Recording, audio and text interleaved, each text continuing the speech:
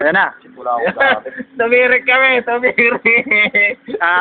Basic troubleshooting. Ito naman, tapos na tayo sa driving lesson sa mechanical lesson naman tayo. As you can see. Clarif, ano yan eh? Yung tono yan, pre.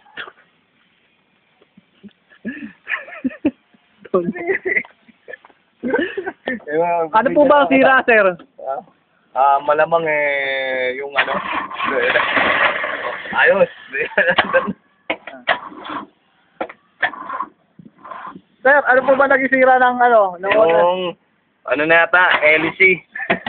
Tama no? LC. Ayaw na umikot. Pag umikot po ba, lilipad po tayo? Oo, lilipad na yan. Diyan ba masira, pre? Tawagin na natin tito ko. Uy, gago, parang makakita niyan, pre. Sige, okay lang yan. Nagdudala ka mag...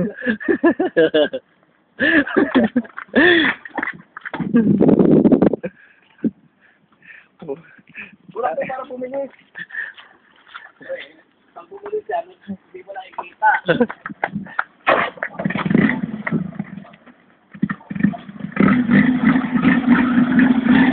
Bandar! Okay ba ba?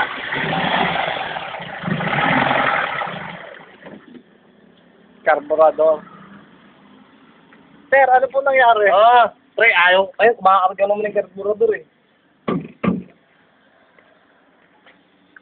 Marado. Ba, murado? Sir, ano po ang balak namin gawin para matapos? Tawag tayo ng tubero. Barado. Ang dami adventure. Kaya naiiyak ko. Alam mo, ninakaw pa ito na yan. Dito mo, sinner ha.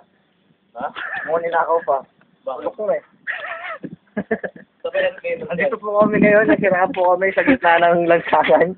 At ginagawa ko po lahat ng aking makakaya para mag-survive itong sasakyan na ito. Ano pong masira nito? May ari po sa kanila nag-drive. Ito po. Tingnan lang. Sir. Malamang ano to, napasma. Nauna ng kagabi. Ulak ko na nga na eh. Ulak? Baka nang hirap ko. Etong ano, head. Di ba matay? Dito. Itong driving lesson namin kasama ang exercise. Kaya naman subukan natin ang ating kakayahan. Kailangan yan eh. Sa pagka-driving. So, okay, simulan na natin.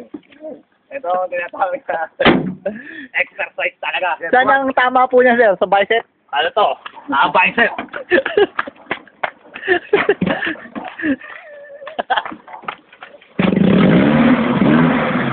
Sir, wala po ba kayo may papayo? Uy, gago. Wala po ba kayo may papayo? Ang papayo ko, umuwi na tayo.